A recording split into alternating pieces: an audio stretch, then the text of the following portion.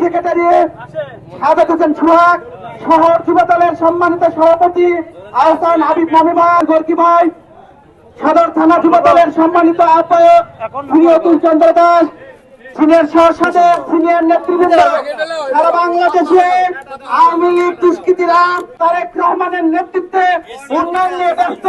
ঠিক সেই মুহূর্তে সেসব কুলঙ্গের আওয়ামী লীগেরা বগুড়া জেলা যুবদল জিন্দাবাদ।